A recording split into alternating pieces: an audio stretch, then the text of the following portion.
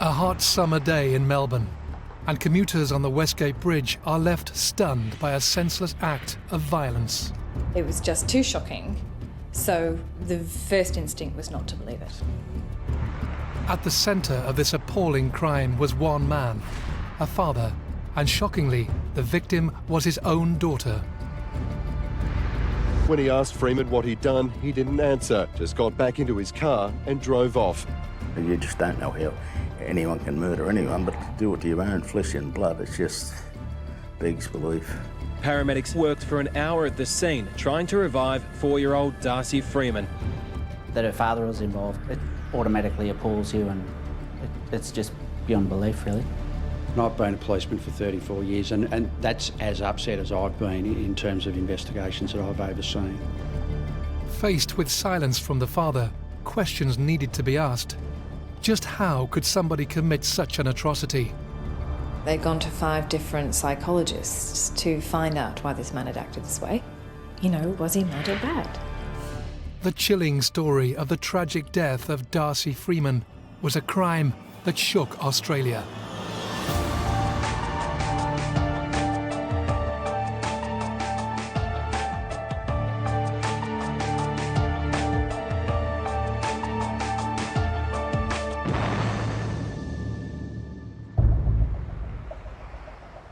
On a hot January morning in 2009, a man drove his car to Melbourne's Commonwealth Law Courts. He carefully reverse parked, fed the meter, and then led his 2 young sons inside. He arrives at court, picks up his son and says, "Take my child." And they have no idea what's going on. Almost catatonic was the way that I would describe him. He wasn't at all responsive, clearly upset. And he's standing, looking out, and his boys are at his feet, and he's shaking, and he looks like he's sobbing, but you can't see his face. And all his staff are milling around him. And I cannot get that image out of my head. The man's name is Arthur Freeman, a 37-year-old tech worker from Melbourne. Hours before the confusing scenes at the law courts, Arthur was preparing to drive his sons to school on their first day back from the summer holidays. Also in the car, excited about her very first day at school, was his 4-year-old daughter, Darcey. It was Darcey's first day at school. That excitement, especially in the middle of summer, a hot morning, and they were coming from a family holiday, so Darcey's dad was to drop her off for school that day, so there would have been that air of excitement. Darcey Freeman was 4 years old, described by family members as a determined and strong-willed young girl. She was especially close to her 2 brothers. In 2009, Darcey's family was in a state of turmoil, with her parents Arthur and Peter divorced and locked in a bitter custody battle. The day before, Freeman had his access to his children reduced by a court. It appears that Darcey's father was quite angry about that outcome in terms of his access to his children and in terms of financial settlement. So he'd left the house and his dad had been, "You're really emotional, I'll drive with you." And he'd said no. He now has to live with not getting in that car for the rest of his life. With his 3 children in the back of the car, Arthur Freeman made the 130-kilometre journey from his parents' holiday home in Aireys Inlet to Melbourne. The plan was to meet his ex-wife, Darcey's mum, at the school gates, so she could hand over a school uniform ready for her first day. He'd driven from his parents' place down near Geelong. He'd stopped the car at the top of the Westgate Bridge. A main commuter link from the southwest of Melbourne, the Westgate Bridge is an iconic sight across the city. It's got a real history, the Westgate Bridge. It collapsed back when it was being constructed. It's certainly an icon in Melbourne and takes a whole lot of traffic out to the west and from the west into the city every morning. So really high volume. And In the peak hour in the morning, most of that volume is coming from the west and travelling towards the city. Well, any approach into Melbourne on an aeroplane, you can see the Westgate Bridge. It always seems to stand out as covers the, sort of comes across the river where the river meets the bay. So it's a very long area, and it's, you know, it's visible from just about everywhere in Melbourne. I don't like driving on that bridge. I've never really liked it. It's, you know, it's not a pleasant place to be. It's, you know, it's high up and it's windy, and you only go over that bridge when you have to. Just after 9 a.m. on the 29th of January 2009, as his children played games in the back of the car, Arthur Freeman had made a series of frantic phone calls on the 90-minute journey to Melbourne. As the temperature increased outside, so too did Arthur's stress levels. At the midpoint of the bridge, he made a decision that would have a devastating impact on the lives of so many people. He'd asked Darcey to climb into the front seat. He then carried her to the rail and threw her over the bridge.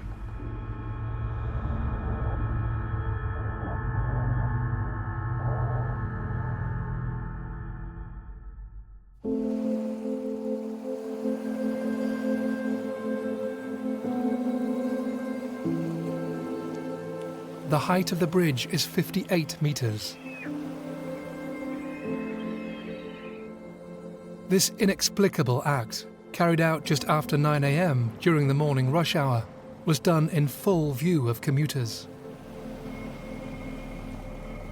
So the witnesses were saying, I thought it was a doll, or I don't know what I've just seen. I can't imagine how affected you would be.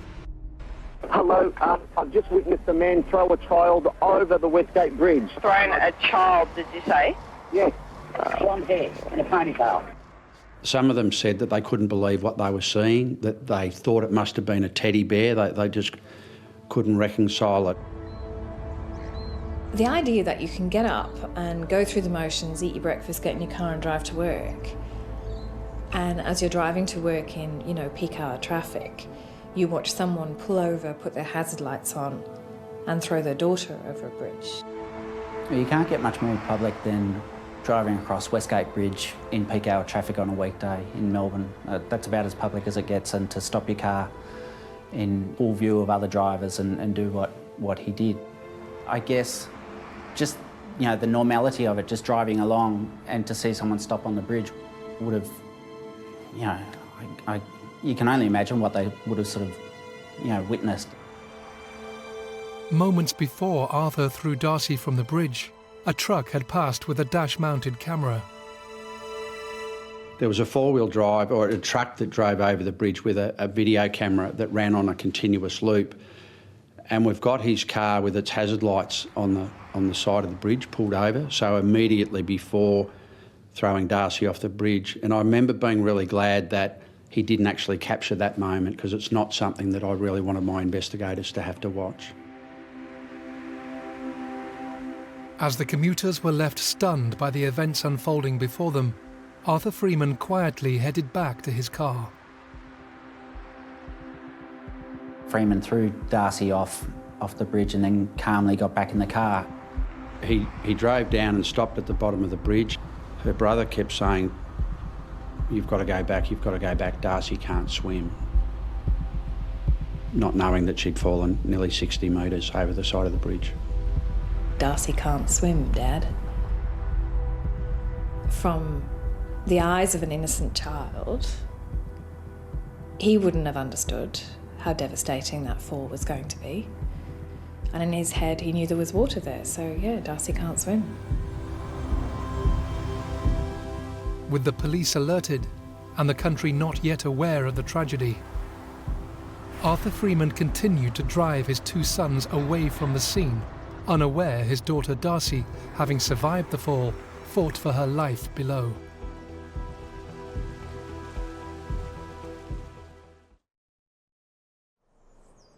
When police, ambulance and the media first received calls to respond, they all thought there must have been a mistake. A man had thrown his young daughter from Melbourne's Westgate Bridge, 58 metres into the water below.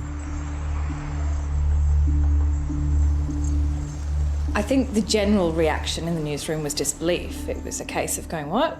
That doesn't sound right. And the police were saying, look, we don't know, we can't confirm it, but that's what we're hearing. I remember getting the call that someone had been thrown from the Westgate Bridge. And I remember thinking there must be a mistake, this just can't be right. We thought it was going to be wrong. We thought that within half an hour it would clarify itself. Maybe it was a doll, maybe it was something else. And I thought that all the way, even driving to there, I thought there's got to be a better explanation for this, but unfortunately there wasn't. That's exactly what had happened. As distressing as they are, the facts are fairly straightforward, that he's got out of the car, taken this young girl and dropped her over the side of the bridge. I think people do react differently when it comes to children because of the helplessness of the children, the dependency that the children have on adults. And to have that violated is horrific. When police and ambulance crews arrived at the scene, the tragedy was confirmed and everybody worked tirelessly to save the little girl, who had been in the water for 15 minutes and incredibly was still alive. Darcey had been recovered from the water. I think it was the water police had a boat and fished her out of the water. So by then I knew what had happened. It was fairly chaotic. There was a lot of police there, both uniform and detectives, and a whole lot of media there, everyone trying to work out and make some sense as to what had occurred. Everybody was affected by it because it was so public. He'd also involved everybody else in it. He'd involved those people driving to work. He'd involved the paramedics that had to resuscitate her at the bottom. The emergency service workers and who did everything, and the doctors who did everything they could to try to save her. Yeah, it's remarkable. That really struck me. That was a really tough job for the police and the ambulance that had got there immediately. But at the time you're so busy that's not the critical time. I think people cope better when they've got tasks to do. And there was a whole lot to do in terms of Darcey and her care. As rescue crews frantically tried to keep young Darcey alive, Arthur Freeman drove to the Commonwealth Law Courts, handed over his two sons, and waited for the world to grasp the enormity of his actions. When he drove off, he drove then through busy peak hour traffic to reverse parked, and put money in the meter at a parking bay. He then walked into the federal court with his two sons and says, "Take my child." Police arrived at the Commonwealth Law Courts at 10:30 a.m, 90 minutes after Arthur Freeman threw his daughter Darcey from the Westgate Bridge. And his boys are at his feet, and he's shaking, and he looks like he's sobbing, but you can't see his face. Unable to comprehend the enormity of the situation, Arthur's eldest son told the court guards his parents' names. When police arrived, the two young boys were cared for by court counsellors. Arthur was conveyed back to the homicide squad office. A tape was turned on. He almost catatonic was the way that I would describe him. He wasn't at all responsive, clearly upset. So we had to get a forensic medical officer in to examine him, a doctor who made a determination that he was unfit for interview. In a strange way, it kind of came to a conclusion very quickly. It wasn't long after that Freeman was arrested. And I do remember the Premier did a press conference that day, I guess just in a bid to in an attempt to put some words to what had happened, to try to capture some of the grief and shock that people were feeling. I just shuddered when I heard about it. I think every Victorian, you just shudder. You just think, how can that happen? I don't think Melbourne or even Australia had seen or heard about something like this on this scale. With Arthur Freeman now in custody, ambulance crews had worked on Darcey for over an hour before her tiny body was transported to hospital for intensive care. She had some brain injuries, some severe internal injuries and some bruising. The police that attended commenced CPR, as did the ambulance when they arrived, and that continued until she got to hospital. As news spread of the shocking event, Police had the daunting task of informing Darcey's mother, who had been waiting outside the school. There were two members of the homicide squad that went out to pick up Darcey's mum and take her to the hospital. Darcey had been taken to hospital, so we had some homicide squad members with her and some uniformed members with her, and that's just a really tough day at work. Darcey Freeman was flown directly to the Royal Children's Hospital, where emergency staff continued their efforts to keep the little girl alive. When Peter Barnes arrived to see her daughter, sadly, she was forced to make a heartbreaking decision. She'd had to stand there in the hospital and tell the staff to turn off her daughter's life support, and that she did cradle her daughter as she died. Despite the efforts of ambulance and hospital staff, at 1:35 p.m, nearly 4.5 hours after being thrown from the Westgate Bridge by her father, 4-year-old Darcey Iris Freeman died.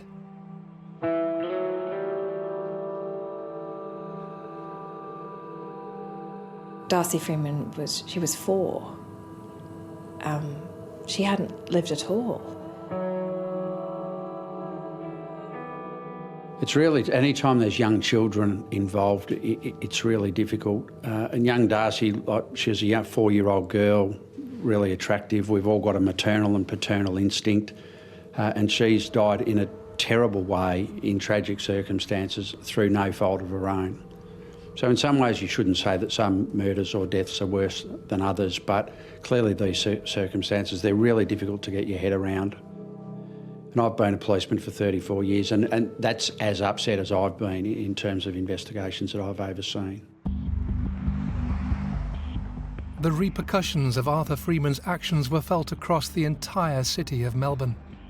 People were in shock, trying to understand how someone could deliberately harm a child in such a shocking and public way. How can a man throw his daughter 58 metres to her death? What's the explanation there? And a lot of people were saying, well, he's got to be crazy, hasn't he? As Arthur Freeman sat behind bars, legal teams and health professionals endeavoured to build a case to comprehend his actions.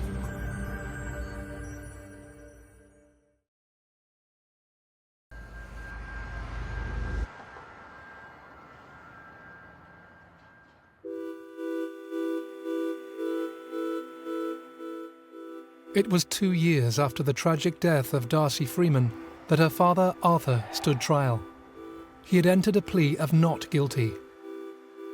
Legal teams took time to consider Arthur's psychological health, personal history, the family law court decision, family and witness statements, and every mitigating detail related to the case. The general reaction to covering that trial was people would say, so what are you covering? And you tell them, and they'd say, oh, I can't listen to that, I turn that off. It was people, especially people with young children, were saying, I turn that off when it comes on telly, I turn it off when you're on the radio, I don't listen to that. It's too upsetting. Darcey's name comes up and you can see the shake of their head. People don't want to talk about it. There was just something special about poor little Darcey, you know, and what happened to her and the way it was done. It's just, it shocked everyone. As the media converged on the first day of the court case, everyone was keen to see Darcey's mother, Peter Barnes. We'd never seen Peter Barnes. We'd never seen Darcey's mum. And she lived in WA, so she'd travelled over to do this case. We were aware that that was going to be extremely confronting and that this woman was going through a lot at the time. There was a respect in the way the media reported the case, and it's a really difficult situation that they find themselves in because there's a need for the news to get out. It's got a whole lot of public interest, not despite the fact that it's so tragic. So they've got a responsibility to report on what had occurred, but they've obviously got kids and they obviously can't be unaffected by what happened. They handled themselves really well. It was organised with a detective to ask the family if they would consider essentially reenacting a walk for us. So we agreed with Darcey's mum, Peter Barnes, that if we filmed her once, that was the shot we were going to use for the whole trial. It's extremely unheard of. but we decided that she should be given space. As the trial began, all eyes were on the man who had callously thrown his daughter from the bridge. Arthur Freeman arrived at court looking like this dishevelled, crazy guy. He had crazy hair. He was later described as a Rasputin-like mad monk kind of image that he portrayed. He was dishevelled and he just sat. I remember he sat in the dock, just staring gormlessly. I don't know what explanation Mr. Freeman could provide that would make any sense to me or to anybody else. A lot of people were saying, well, he's got to be crazy, hasn't he? Because in a lot of people's minds, that was the only explanation you could have. That man's mad. It's very difficult, I think, very difficult for me and very difficult for a lot of people to understand why the offender would overcome all his own values and kill a child. So on the very first day it was set out, the arguments, the prosecution stood up and spoke to the jury and said, this man wasn't mad. This man killed his own daughter as an ultimate act of revenge against his ex-wife because they were going through a bitter custody battle. And so from then on, that was the argument. Was he bad or mad? Arthur Freeman's ex-wife, Peter Barnes, sat in court throughout the entire proceedings, supported by her family. I don't know how a mother can sit through that and listen to what occurred. We were very conscious that not only was Darcey's mum there and her family. You go into court as a court reporter and you brace yourself, going, OK, you have to steel yourself against this. But that wasn't the case with Peter Barnes. She took to the stand and she was stoic, she was polite, calm, firm. If he had done this to get back at her, to hurt her, which obviously he had to an extreme extent, she was not going to let him see that. She had got to that stage where she wasn't going to let him hurt her, and she was quite dignified as the way she delivered her evidence and did a terrific job in giving her evidence under the circumstances. As the trial continued, the defence put forward their case regarding Arthur Freeman's actions that day. The argument put forward by the defence was that he was disassociating, they called it, acting like an automaton, like a robot, like acting without conscious thought behind it. And that he did that in that split second when he threw her over the bridge. I'm not convinced that people offending in that manner are unaware of the wrongness of the behaviour. Well, the prosecution made a point of telling the jury that they'd gone to 5 different psychologists to find out why this man had acted this way. And all of them had agreed that he knew what he was doing and that he knew right from wrong when he was doing it, and that his act would cause real and significant harm to his child, if not kill her. During the trial, the jury heard details about the phone calls Arthur Freeman made in the lead-up to Darcey's death. Arthur had spoken with his sister, making no reference to any pending tragedy, instead worrying about his children's school lunches and being late for Darcey's first day. Another call to a close friend in the UK relayed his fears about losing his kids, feeling helpless and being surrounded by angry women in the courts who were not supportive of fathers. He spoke to her of pursuing greater custody through the courts and offered no warning of the horror ahead. The call ended when her phone battery went dead.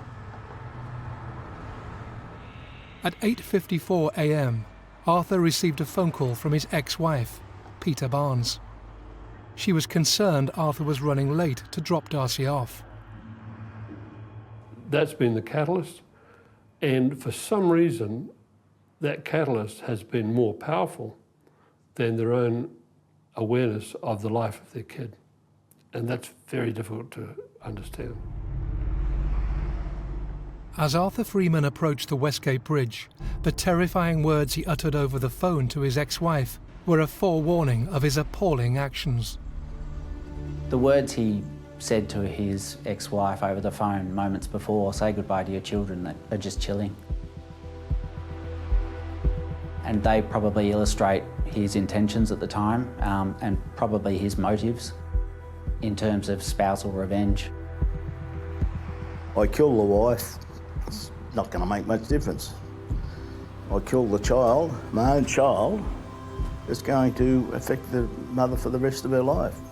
You know, something she's never going to get over and never will in any way, shape or form. When the defence's psychologist was saying, well, no, he was disassociating, the question put to him was, well, why did he do all those other rational things? He acted certainly like anybody else would act when they were driving in peak hour traffic. He's on a bridge in peak hour traffic, but he remembers to put his hazard lights on when he pulls to the side. If somebody is disassociating and not acting consciously, why would they do that? That's a very rational thing to do. As witnesses testified and evidence was put forward, Arthur Freeman sat silently in the dock, showing very little emotion. The pathologist came and detailed in very specific detail about the injuries that Darcey Freeman had sustained in that fall, and that was the only time that Arthur Freeman in the dock showed any emotion whatsoever, and he started to wipe tears away from his eyes. A lot of people actually do feel remorse once they're locked up. So we go see them in these cells after they've been charged or during the trial. And some are actually remorseful. Few, not everyone, but some are actually remorseful and contrite. And if they are, it makes the job easier to be able to tell the judge something about them. If they're not and they come up with all sorts of weird and wonderful issues of mitigation, then I hope we lose them. I think most of us went to court wanting to understand how a man could throw his 4-year-old child 58 metres to her death. And most people that you spoke to would say, well, he's mad, isn't he? He has to be mad. That was the explanation everybody had for it, because that's the only explanation, plausible explanation people had. You couldn't do that unless you had lost your mind. It's not normal behaviour, it is abnormal behaviour. It's not right, and it doesn't fit logically that in response to little blue you had with the mother of the children, you go and kill the children. That's illogical and irrational.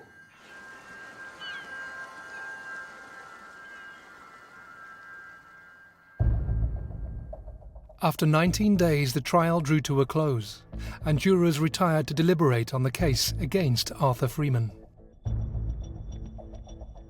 The jury was deliberating for days and days and days, and we're all waiting, and it had been about 5 days, and they kept coming back and asking questions of the judge, and it was very clear they were very confused about what they had to decide. So after about 19 days of evidence, the jury was asked to go and deliberate and decide whether Arthur Freeman deliberately killed his child or was mad. The thing that was confusing them was that they didn't seem to get, if he's not mad, then he did murder his child. They thought there was other things in between. Despite denying any memory of what he had done, Arthur Freeman accepted that he had caused Darcey's death. The jury had to decide if Arthur's actions were those of fluctuating madness or filicide. They were to decide whether this man was mentally impaired or whether he committed murder. But it seemed that they thought they were two separate things. So if he wasn't mentally impaired, then they had to look at whether he'd committed murder. But it was actually very black and white. So they kept coming in and asking the judge, and the judge kept repeating it in a lot of legalese, which is their job, that's how they do it. And then they came in and told the courtroom that they were deadlocked and they couldn't make a decision. And there was women in that jury that were beside themselves. They were crying and looked very frustrated. And there was a lot of tension in that jury. You could see it. Because some people got it, others didn't, and it just wasn't working. And I just kept thinking to myself, what if they come back and find him not guilty? Arthur Freeman never apologised for his actions or never explained why he did what he did. Often reluctant to appear in court, his trial was an examination of humanity. The jury had spent 5 days trying to understand why Darcey had died and was still no closer to a verdict.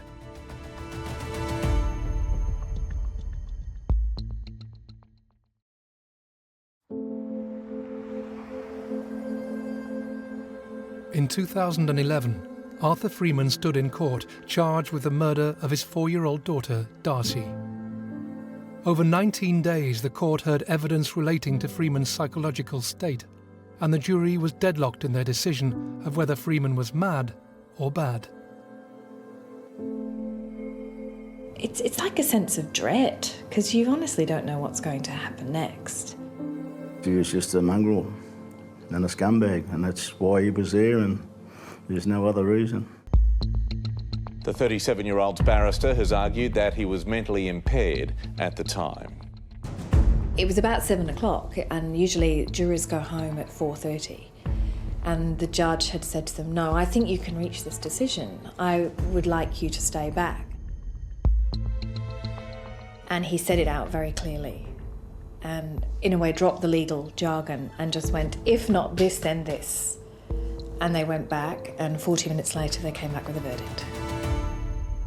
After 19 days of challenging evidence and 5 days of tense and emotional deliberations, the jury returned with a unanimous verdict of guilty.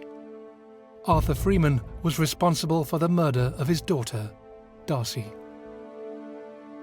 I got in a cab and I burst into tears. Just a sense of relief. It was answered. The family had got their answer now. He was going to be punished for what he'd done. And I just cried, just couldn't stop crying. As the family welcomed the verdict, Darcey's mother, Peter Barnes, read her victim impact statement in court and spoke of the heartbreak of losing her daughter.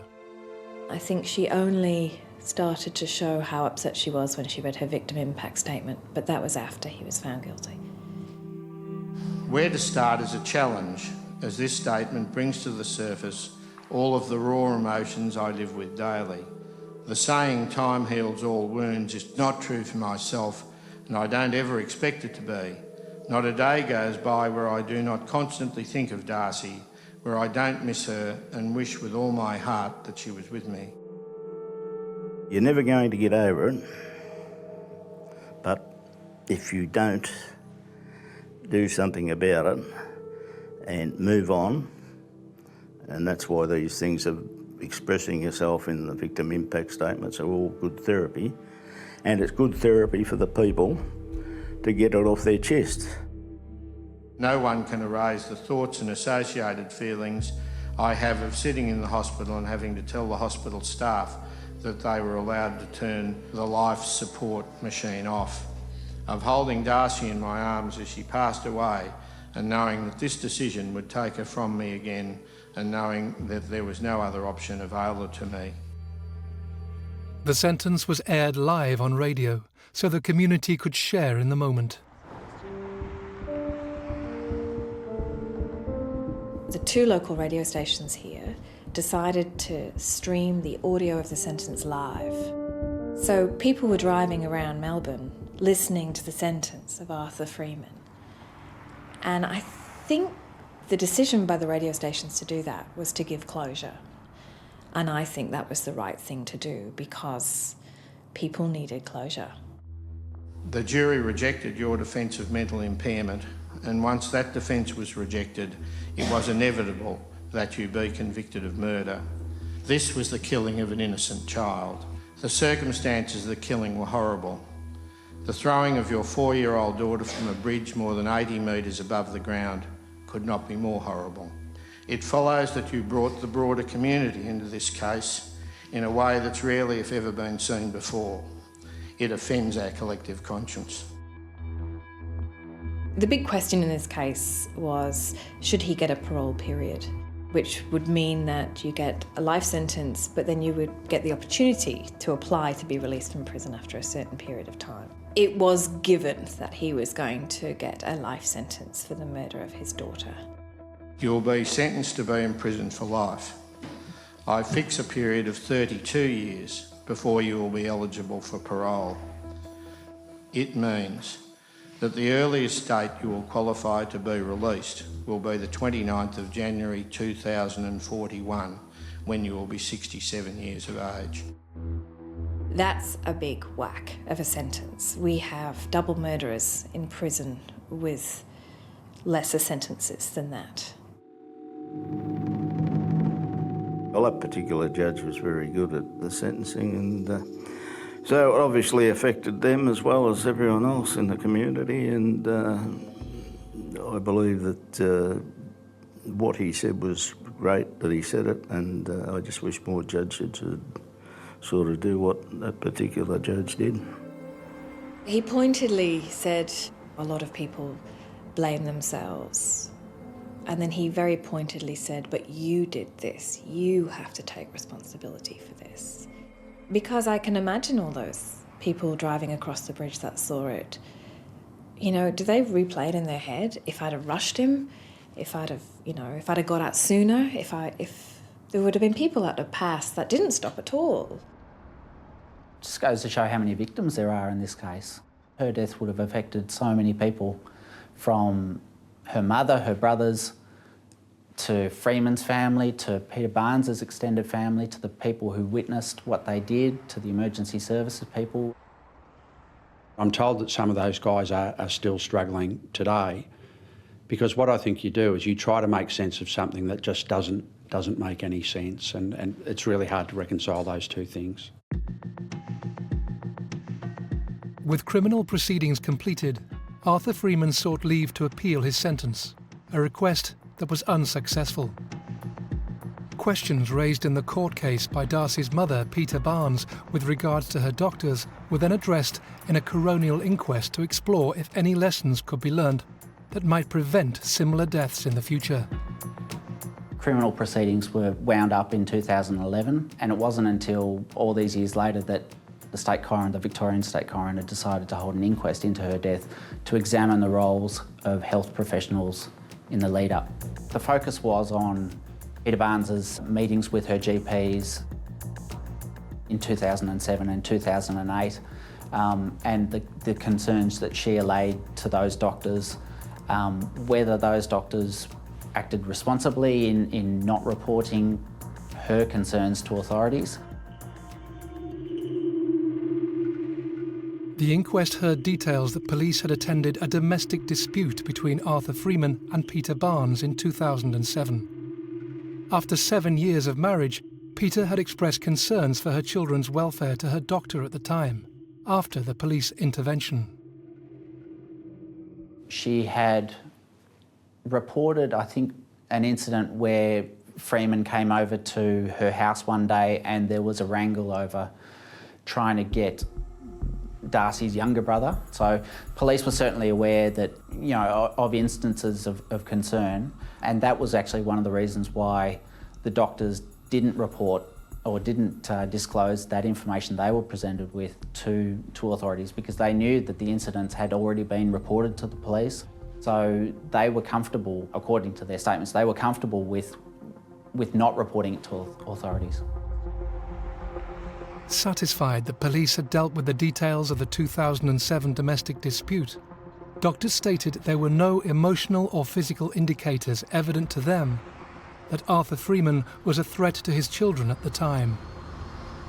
One doctor said in a statement that even in hindsight, he just had no idea that Freeman would snap the way he did. If they indicate to me, yeah, I had woke up this morning and decided this is what I'm going to do, and some do, it is a different issue, psychologically, I think. And it, in my opinion, intensifies the disturbance of the perpetrator if there is premeditation. Those doctors never alerted authorities. The reason they didn't was because no one was able to really read Freeman's mood at the time. The Arthur Freeman they saw was always a man of a calm exterior. He was polite. Family violence is a significant issue, and this is the really extreme end of it. So we'd love to be able to stop it, but it's one of those things that you can look back in hindsight and perhaps point to indicators. He was clearly upset, but the family law court stuff had been going on for some time. There was nothing to indicate that he was going to do what he's going to do. In 2012, Peter Barnes took legal action against Vic Rhodes after they repeatedly ignored advice to install safety barriers prior to Darcey's death, a case that was settled out of court. The coronial inquest into Darcey's death recognised the installation of barriers on the Westgate Bridge 2 months after Darcey's death had a significant effect on the prevention of jumping suicides from the bridge. There had been some other instances of people committing suicide on the Westgate Bridge. Since that time, there have been some barriers that have been erected, so people can no longer climb over or be thrown over the bridge. The inquest findings place responsibility for Darcey's death solely with Arthur Freeman. His actions and Darcey's death were unable to have been predicted with any great certainty, and recommendations for the introduction of compulsory family violence training for doctors were made. There's a new push now for doctors to have increased training and to have mandatory reporting. Probably safe to say there's been a renewed focus on family violence issues in Australia in recent years. The inquest into Darcey's death came amid this renewed focus. Darcey Freeman's name has become synonymous with shock and sadness, a case now etched into the psyche of Melbourne, a timely reminder of the fragility of life, a tiny face of innocence that continues to evoke difficult memories for all involved. Certainly a terrible tragedy. I'd certainly go so far as to say it's something that I'll never forget, nor will any of the people that attended there on the day, and it will never ever make any sense to me. People still talk about the Arthur Freeman case. People still talk about Darcey being thrown from the bridge. You hear people in Melbourne talk about how they drive across the Westgate, and even though we have massive security guards there now, which came about after this crime, people still picture it in their heads. It's one of those cases that still strikes a chord with people. You like to think your neighbours are people you can trust, and that your kids are safe at school, and that the driver in front of you won't pull over on a bridge and do something like that. He's incarcerated for over 30 years. There are obviously some demons there, but he's got a lot of time to reflect and think about what he did.